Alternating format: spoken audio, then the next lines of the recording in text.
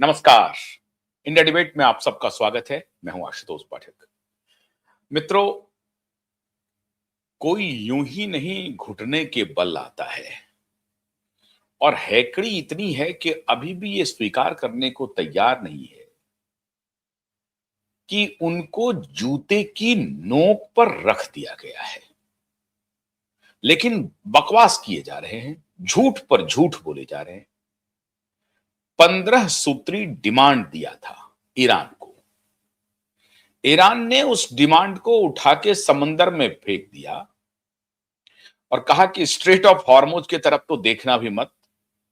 अब दूसरा जो एक कॉरिडोर है उस पर भी नहीं देखना।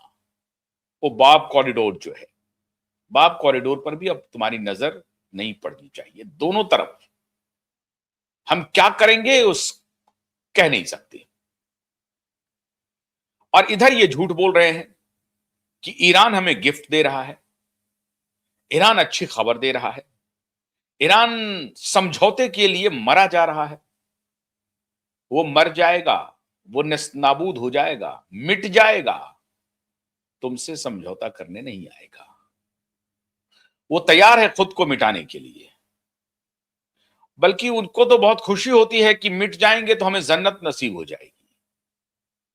तो वो जो इस विचार का लोग हो, जो इस विचार की जो आबादी हो, वो आबादी तुम्हारे सामने झुक जाएगी। ये कल्पना ही करना बेकार है, ये आपके सामने नहीं झुकेगी। और आपकी स्थिति क्या हो गई है? आप झुक गए हैं, लुट गए हैं, बर्बाद हो गए हैं, तबाह हो गए हैं। और इसको छिपाने के लिए यह आर्टिफिशियल हंसी अपने ओवल हाउस में आप पत्रकारों के बीच में और अपने साइकोपेंट के बीच में हंस रहे हैं। आपके डिफेंस सेक्रेटरी भी आपको डुबो देंगे, क्योंकि वो चेहरे से ही इतना क्रूएल लगता है डिफेंस सेक्रेटरी, जो आपको इस तरीके की ये जो राक्षसी हंसी है वही हंसने के लिए मजबूर करेगा। तो आप मुस्कुराते तो हैं कि ईरान तो मरा जा रहा है हमसे एग्रीमेंट करने के लिए, लेकिन आपने जो 15 सूत्री एग्रीमेंट भेजा उसको उठा के फेंक दिया। और आप कह रहे हैं कि ईरान ने हमें 15 सूत्री एग्रीमेंट भेजा है। कौन मैसेज कर रहा है? तो शहबाज शरीफ मैसेज पहुंचा रहा है, मौलाना मुनीर पहुंचा रहा है। मौलाना मुनीर और शहबाज शरीफ की तरफ से यह खबर आ गई कि नहीं हम कोई मीडिएशन नहीं कर रहे थे। मीम बन रहे हैं सोशल मीडिया पे, टेलीविजन चैनल्स पे चर्चाएं हो रही हैं कि दस्तरखान सजा के बैठा था शहबाज शरीफ और मौलाना मुनीर की, आ जाइए हम दोनों के बीच में दोस्ती करवा देते हैं। तो ईरान ने कहा कि भैया अमेरिकन तो आ गए, ईरानी किधर है? सारे लोग पूछ रहे थे। पाकिस्तान में मीम बन रहे हैं, पाकिस्तानी टेलीविजन चैनल पे पाकिस्तान के जो सोशल मीडिया के अकाउंट्स वाले हैं वो इस तरह के मीम चला रहे हैं कि दस्तरखान इनका सजा हुआ था और एक अमेरिकी भी बैठा हुआ है, लेकिन ईरानी नहीं पहुंचा, तो इनका दस्तरखान ऐसे ही सजा रह गया। ये पतित हैं पाकिस्तानी, इनको समझ में नहीं आ रहा है।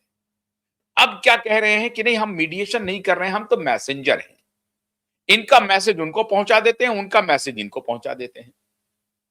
उनका मैसेज है कि भाई किसी भी तरीके से दोस्ती करवाओ। ईरान का मैसेज है कि नहीं, ये डिमांड है, इसको मानोगे तो ठीक है, नहीं तो खत्म। तुम अपने रास्ते, हम अपने रास्ते। रास्ता तो अमेरिका में लोगों ने बना दिया ईरानियों के लिए। कैसे बना रास्ता? अमेरिका लुट कैसे गया सर? लुटा ऐसे, स्टॉक एक्सचेंज 500 पॉइंट तो छोड़ दीजिए, 500 तो अभी अलग है। ये 500 कंपनियां जो स्टैंडर्ड एंड पुअर S&P 500 कहा जाता है, स्टॉक एक्सचेंज में औंधे मुंह गिरा है। लाखों करोड़ स्वाहा हो गए हैं, लाखों करोड़, सिर्फ इस बात को लेकर के कि ये वॉर लंबा खिंच सकता है। पेट्रोलियम के प्राइसेस ऑन द राइज हैं, अनएम्प्लॉयमेंट ऑन द राइज है, 92,000 नौकरियां जा चुकी हैं। और इसमें बहुत लंबे समय से नहीं गई है, ये कुछ दिनों की बात है। 92,000 जॉब कट्स, नौकरी जाना, आप समझ रहे हैं। और ये जो स्टैंडर्ड एंड पुअर 500 है, S&P 500, ये S&P 500 में एप्पल हैं, अमेजॉन हैं और जो बड़े बड़े टेक्नोलॉजी जाइंट्स हैं, सबकी कहानी मैं बता रहा हूं। ये 500 वो कंपनियां हैं जो अमेरिकन इकोनॉमी के 80% पर कब्जा करता है। मतलब 80% अमेरिकन इकोनॉमी इन्हीं 500 कंपनियों पर डिपेंडेंट है। और ये 500 कंपनियां जिधर होती हैं, इकोनॉमी उधर होता है। अगर ये 500 कंपनियां डाउनवर्ड है तो इकोनॉमी डाउनवर्ड है। अगर ये 500 कंपनियां अपवर्ड हैं तो इकोनॉमी अपवर्ड है। जाहिर है, अगर 80% इकोनॉमी का शेयर 500 कंपनियों के हाथों में हो और 500 कंपनियों का शेयर वैल्यू एक का एक ध्वस्त हो जाए, नीचे चला जाए, हजारों करोड़ रुपए का, लाखों करोड़ रुपए का नुकसान हो जाए, तो आप समझ सकते हैं क्या स्थिति हो सकती है। ये वॉर इफेक्ट का ये है मतलब मित्रों कि अभी 92,000 जॉब गए हैं। आने वाले दिनों में अगर इन्फ्लेशन का रेशियो यही रहा तो महंगाई बढ़ेगी और उधर जॉब मार्केट बुरी तरह से प्रभावित होने वाला है। अमेरिका में गृह युद्ध की स्थिति हो सकती है। और जैसा मैंने आपको कुछ दिन पहले भी बताया था कि वियतनाम वॉर के बाद जो स्थिति अमेरिका की हुई और राष्ट्रपति निक्सन को इंपीचमेंट झेलना पड़ा, वही स्थिति अमेरिका में डोनाल्ड ट्रंप अपने लिए पैदा कर रहे हैं। डोनाल्ड ट्रंप के खिलाफ भी इंपीचमेंट हो सकता है। हालांकि ये इलेक्शन ईयर है तो सीधा सीधी डोनाल्ड ट्रंप को जनता के गुस्से का सामना करना पड़ेगा। दिक्कत मित्रों सिर्फ यह है कि जिस तरह से अमेरिकन सोसाइटी वहां पर डिवाइड हुई थी डेमोक्रेट और रिपब्लिकन के बीच में, और खास तौर से कंजर्वेटिव, आप कम कंजर्वेटिव कहें, दक्षिणपंथी कहें और एक तरफ वामपंथी कहें, तो ये जो डिवीजन है वो कई बार राष्ट्रहित को सामने में रखते हुए राष्ट्रहित के मुद्दे पर ये जो डिवाइडेड ग्रुप हैं वो इकट्ठा हो जाते थे।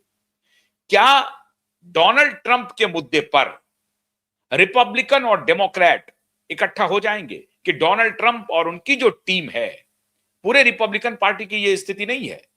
रिपब्लिकन भारी विरोध हो रहा है, रिपब्लिकन पार्टी के अंदर ही डोनाल्ड ट्रंप का भयंकर विरोध हो रहा है। डिफेंस के जो सलाहकार वगैरह हैं वो रिजाइन कर रहे हैं। काउंटर टेररिज्म के जो कांट है, कुछ दिन पहले उन्होंने इस्तीफा दिया, ये बात मैं आपको बता चुका हूं, वो इस्तीफा दे चुके हैं। रॉयटर्स के हवाले से यह खबर थी कि जो डिफेंस चीफ हैं उन्होंने पहले ही ये ब्रीफिंग दिया था कि हम युद्ध में तो जा सकते हैं ईरान के, लेकिन ये युद्ध लंबा चलेगा और इसके कास्केडिंग इफेक्ट होंगे और इकोनॉमी पर इसका इंपैक्ट बहुत ही नेगेटिव होने वाला है। और अगर हम रिजीम परिवर्तन कराना चाहते हैं ईरान में तो वो तो नेक्स्ट टू इम्पॉसिबल है। रिजीम परिवर्तन तभी हो सकता है जब कम से कम, जो भारत के भी डिफेंस एक्सपर्ट अक्सर बोलते होंगे, आपने सुना भी होगा, कि कम से कम 2 लाख ट्रुप, मतलब 2 lakh soldier on the ground America में उतारने पड़ेंगे, जो कि आमने सामने IRGC से, जो इस्लामिक रिपब्लिकन आर्मी है, सर्विस है, उनसे वो मुकाबला कर सके। इतना आसान नहीं है। 9 करोड़ की आबादी है, लाखों के उनके सैनिक हैं और सेना में वो फटाफट बढ़ते भी जा रहे हैं। उनके गुरिल्ला इस तरह के ट्रेंड हैं वॉर में, और जो भौगोलिक स्थिति है ईरान की, उसमें तो अमेरिकन सैनिक 4 दिन भी सरवाइव नहीं कर पाएंगे, 4 दिन भी नहीं। और यही ईरान का बोनांजा है। और इसीलिए उनके डिफेंस एक्सपर्ट ने कहा था कि अगर आपने रिजीम परिवर्तन का सोचा है तो बॉम्बार्डमेंट करने से रिजीम परिवर्तन नहीं होगा। उसमें नेताओं की जान तो जा सकती है, लीडर विहीन राष्ट्र आप बना सकते हैं, लेकिन वहां की आबादी में से कोई ना कोई लगातार कमान संभालता रहेगा और आप कितनों को मारेंगे।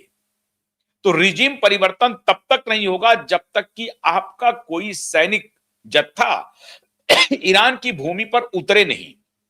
और ईरान की भूमि पर उतरना बहुत मुश्किल है। और उन्होंने आंकड़ा दिया कि अगर 2 लाख ट्रुप उतरता है ईरान में तो कम से कम 15,000 सैनिकों के शव की प्रतीक्षा हम सबको करनी चाहिए, उनके बॉडी को रिसीव करने के लिए तैयार रहना चाहिए।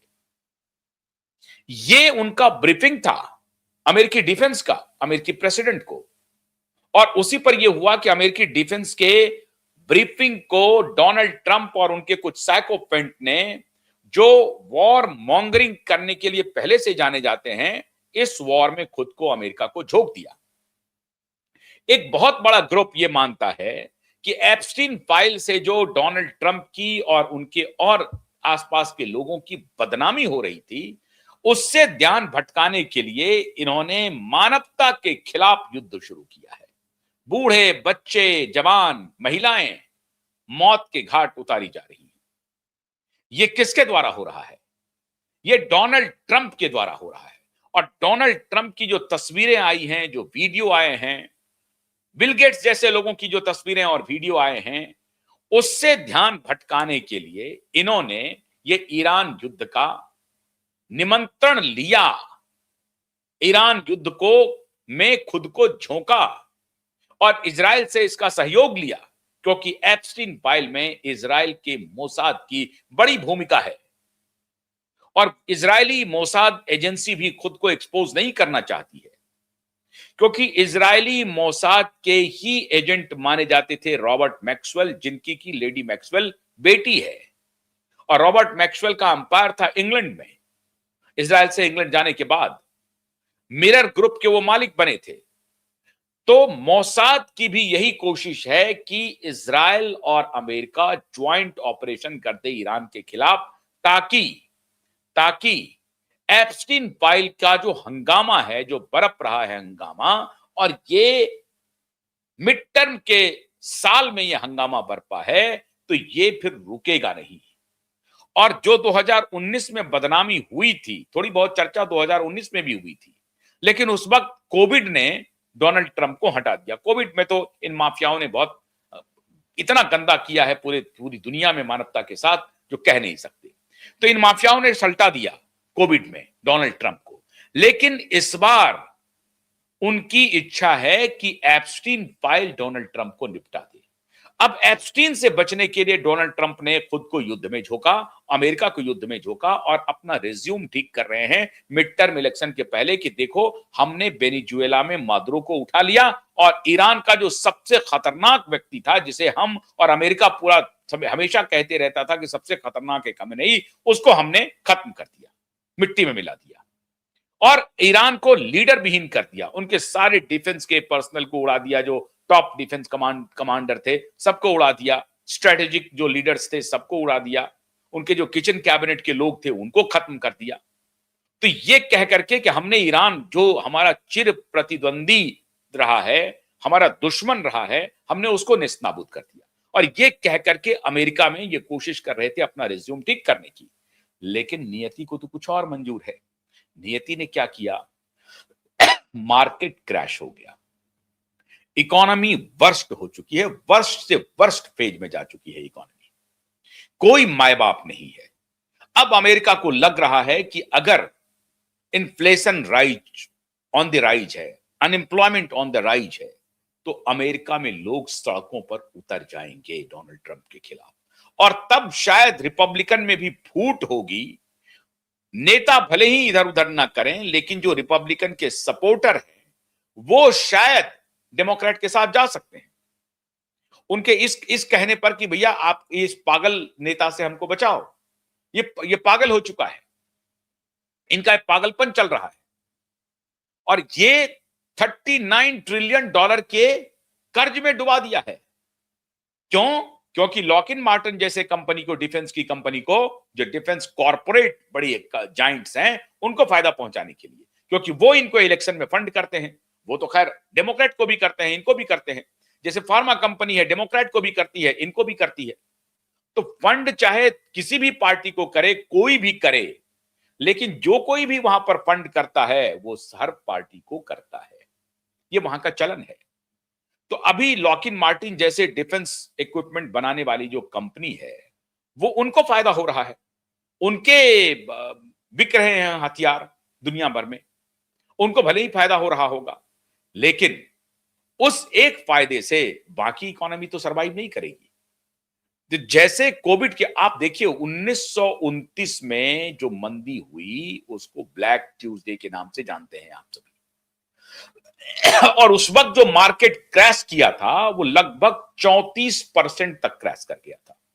26%, 20 से 26% का आकलन है, लेकिन बहुत जगह आप जब शोध करेंगे, रिसर्च करेंगे तो लगेगा आपको कि 30%, 34% तक मार्केट क्रैश किया था। उसके बाद 2008 में क्रैश किया, गोल्डमैन सैच्स की जो घटना हुई आपको मालूम होगा। उससे किसी तरीके से उबरा था तो 2020 में कोविड लेके आया। कोविड के दौरान भी मार्केट लगभग 34% तक क्रैश कर गया था। तो ये जो 3 फेजेस है, जो अब तक के महामंदी का जो दौर रहा है, उसमें 1929 का जो महामंदी जिसको आप कहते हैं, ब्लैक ट्यूसडे को शुरू हुआ था वो, और उस दिन के बाद 2008 और फिर 2020 की जो मंदी थी, जो कोविड काल की मंदी थी, उसके बाद अभी 2026 का ये मार्च महीना अमेरिका के लिए समझिए तबाही लेकर आया है। और अमेरिकन समझ रहे हैं कि ये डोनाल्ड ट्रंप और उनके कुछ गुर्गे की गलत प्लानिंग की वजह से, उनके जिद की वजह से, उनकी सनक की वजह से पूरा अमेरिकन इकोनॉमी ध्वस्त होता जा रहा है। अगर स्टॉक एक्सचेंज लगातार डाउनवर्ड पे हैं, कुछ दिन पहले कहा कि नहीं, एक अपने किसी साथी को 800 crore in terms of rupees की मैं बात कर रहा हूं, 800 करोड़ रुपया कुछ मिनटों में फायदा दिलाने के लिए ये इस तरह के बयान देते हैं डोनाल्ड ट्रंप। ये करते रहता है, ये चलते रहता है पूरी दुनिया में। राष्ट्राध्यक्ष ये करते रहते हैं खेल। भारत में भी होता है। पी चिदंबरम यही काम करते थे जब वो फाइनेंस मिनिस्टर थे। किस दिन स्टॉक को बढ़ाना होता है, किस दिन स्टॉक को घटाना होता था, अपने लोगों को बता देता था, उसके हिसाब से उसी के इर्द गिर्द की पॉलिसी की वो घोषणा कर देते थे। ये आरोप है पी चिदंबरम साहब के ऊपर। कैसा वो काम करते थे, कितनी सच्चाई है नहीं मालूम, लेकिन पावर गैलरी में लोग चर्चा करते हैं कि इससे वो पैसे बनाते थे। तो ये पूरी दुनिया में ये होता रहा है, ये कोई अमेरिका में नहीं हो रहा है। लेकिन डोनाल्ड ट्रंप तो राष्ट्रपति कम व्यवसायी ज्यादा है। उनको गाजा में पीस इसलिए चाहिए क्योंकि गाजा में वो रियल एस्टेट डेवलप करना चाहते हैं। इस तरह का व्यक्ति है डोनाल्ड ट्रंप। अजीब स्थिति है। एक जमाने में मैं मदद करता था जब वो WHO और कोविड के खिलाफ वो थे, तो मुझे लगा था कि ये सेंसिबल आदमी है, लेकिन ये तो इतना इनसेंसिटिव है जिसकी कोई चर्चा नहीं है। हालांकि हमारे प्रधानमंत्री ने तब थोड़ी सी गलती कर दी थी, अब की बार ट्रंप सरकार कह दिया था। और हमारे प्रधानमंत्री के जो रिश्ते हैं डोनाल्ड ट्रंप से जो खराब हुए हैं, उसमें मैं समझता हूं कि वो जो दूसरा गैंग है उन्होंने हमारे प्रधानमंत्री को गुमराह किया। ये सो रिलेशनशिप बरकरार रख सकते थे, वो नहीं रख पाए। डोनाल्ड ट्रंप ने हमारे मोदी जी से कुछ अपेक्षा रखी थी, वो अपेक्षा पूरी नहीं हो पाई दूसरे टर्म में, इसलिए वो रिश्ते खराब हुए हैं। और इसलिए अपोजिशन कई बार कहता भी है कि हमारे प्रधानमंत्री के व्यक्तिगत रिश्ते की वजह से हमारा फॉरेन पॉलिसी सर्वाइव कर रहा है, हमारा देश सर्वाइव कर रहा है। ये विपक्ष आरोप लगाता है। हो सकता है इस आरोप में थोड़ी बहुत ताकत भी हो, दम भी हो, लेकिन यह बात तो सही है कि अब डोनाल्ड ट्रंप की सनक अमेरिका को तबाह करने पर लगा हुआ है। अगर इसी तरीके से वहां का मार्केट रिएक्ट करता रहा अगले 2, 4, 5 दिन तक, अभी इन्होंने कहा कि 6 अप्रैल तक हम इसको एक्सटेंड कर देते हैं। 6 अप्रैल तक हम कोई हमला नहीं करेंगे स्ट्रेट ऑफ हॉर्मुज पे। स्ट्रेट ऑफ हॉर्मुज को रिलीज करें। अरे भाई, स्ट्रेट ऑफ हॉर्मुज को रिलीज तो करने के लिए ईरान बैठा है, लेकिन आप रिलीज करने दोगे तब तो आप धमकी दे रहे हो। ईरान ने कहा है कि स्ट्रेट ऑफ हॉर्मुज पर कोई हमला नहीं होगा आगे से, यह तय कर ले। ईरान ने कहा है कि ईरान का जो कुछ भी नुकसान हुआ है उसकी भरपाई करे अमेरिका। ईरान ने कहा है कि अभी तो हमला रोकना ही है, आगे जीवन में कभी हमला नहीं करेंगे। और ईरान के ऊपर जितने सैंक्शन लगे हुए हैं उसको फौरन से पेशतर हटाएंगे। ये सारे ईरान के डिमांड हैं। और अमेरिका अगर ये डिमांड मानता है, जो कि अमेरिका को मानना पड़ेगा, क्योंकि इधर तो साहब मरने के लिए तैयार हैं, आपकी आबादी मरने के लिए तैयार नहीं है। उनकी तो हालत इसी में खराब हो गई है कि उनका एक स्टॉक नीचे चला गया है, लाखों करोड़ रुपया ध्वस्त स्वाहा हो गया है। उनकी तो हालत इसी से खराब हो गई कि 92,000 अनएम्प्लॉयमेंट हो गया है, 92,000 लोग अनएम्प्लॉयड हो गए। इसी से वो समाज त्राहिमाम में आ गया है। यहां तो लोग मरने मारने के लिए तैयार हैं, गोला खाने के लिए तैयार हैं, गोला दागने के लिए तैयार है। तो इनकी बात क्यों कर रहे हैं? आप परेशानी में हैं, आपकी परेशानी बढ़ गई है क्योंकि आपकी आबादी सुविधा भोगी है, वो एक लैविश लाइफ में जी रही है। विकसित देश हैं आप, आपकी जिंदगी लैविश है, आपका कोई कंफर्ट छोड़ने के लिए तैयार नहीं है। सेना के बहाने आप अगर करना चाहते हैं तो एक बार उतार करके देख लीजिए ईरान में क्या हालत होती है, क्या दुर्गति होती है। और उसके बाद रसिया और ईरान पर्दे के पीछे से खड़ा है ईरान के साथ, तो आपकी हेकड़ी खत्म हो जाएगी। और ये रसिया के लिए विन विन सिचुएशन है, रसिया का माल खूब बिक रहा है। और सबसे बड़ी बात है कि आपकी डॉलर की जो हेजिमनी है पेट्रो इलाके में, खास तौर से मिडल ईस्ट में, वो हेजिमनी खत्म होने जा रही है। अब बहुत जल्द रसिया अपने रुपए में बात करेगा या रशियन करेंसी में बात करेगा, और चाइनीज अपनी करेंसी में बात करेंगे, इंडियन अपनी करेंसी में बात करेंगे। सऊदी अरबिया और यूनाइटेड अरब अमीरात, बाकी अन्य देश जो है वो भी अपने रुपए में हो सकता है डील करें। चाइना के साथ तो वो डील कर ही रहे हैं, डॉलर में चाइना के साथ डील नहीं कर रहे हैं। तो आपके डॉलर की हेजुमनी भी खत्म होने वाली है। और जो सबसे बड़ा रेंज है, सबसे बड़ा रीजन है वो मिडल ईस्ट का, वहां आपकी हेजुमनी खत्म होने वाली है। धीरे से रसिया और चाइना इस पर काम कर रहा है। भारत को आपने मजबूर कर दिया है ऐसा करने पर। तो आपकी डॉलर की जो ताकत थी वो खत्म होने जा रही है। आपका स्टॉक एक्सचेंज निगेटिवली चार्ज हो गया है। आपका एम्प्लॉयमेंट बाजार पूरी तरह से निगेटिव हो चुका है। कंपनियां परेशान हैं, लाखों करोड़ रुपए स्वाहा हो रहे हैं और आगे कोई भविष्य नहीं दिख रहा है।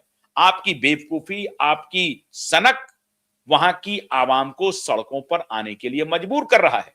तो कहां तो चले थे आप रिजीम परिवर्तन करने के लिए, खमेनेई का आप अपना रिजीम बचा लें, यही बहुत बड़ी बात। आपकी रिजीम ही खतरे में है और ये मिड टर्म पोल में समझ में आ जाएगा।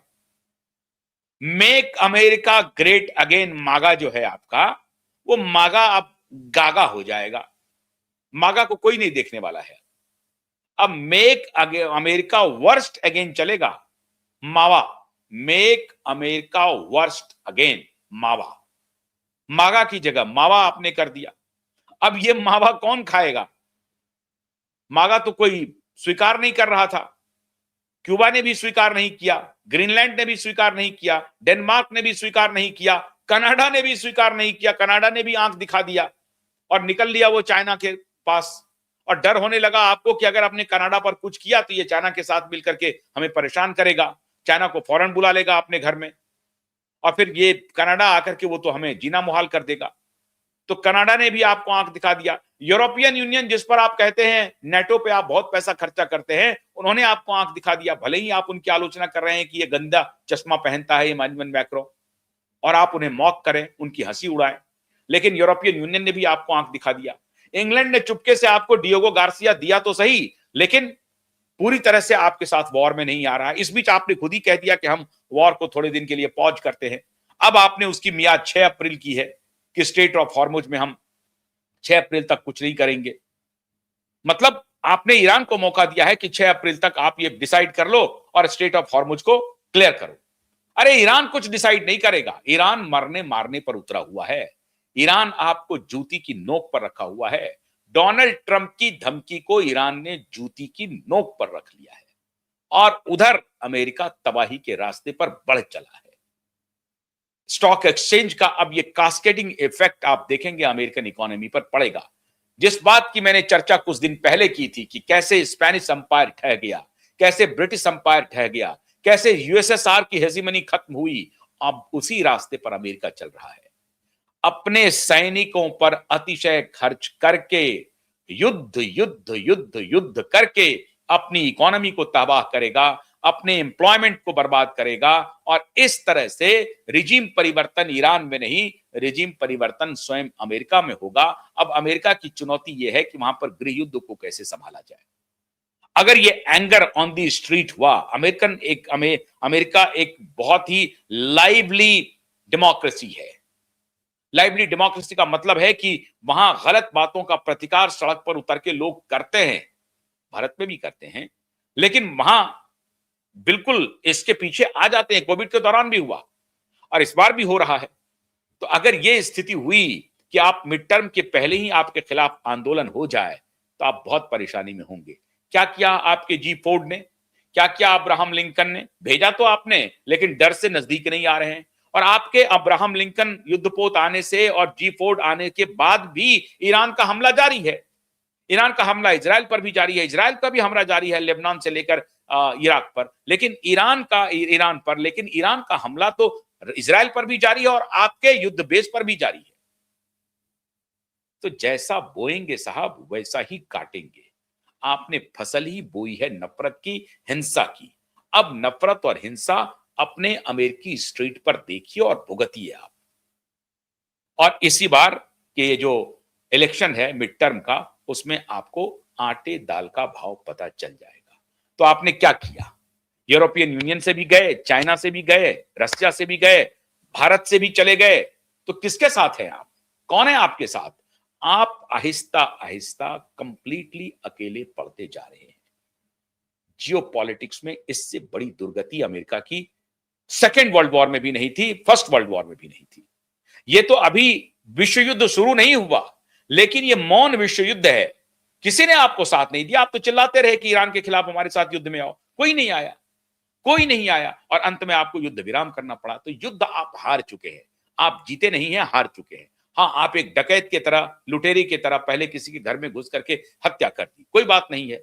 उनके कुछ प्रोमिनेंट लोगों की हत्या हो गई, लेकिन घर अभी मजबूत है और बाकी घर वाले अपने घर को सुरक्षित रखने के लिए एड़ी चोटी का जोर लगा रहे हैं और आपके सामने घुटने नहीं टेकेंगे और आपकी धमकी को उन्होंने जूते की नोक पर रख दिया है।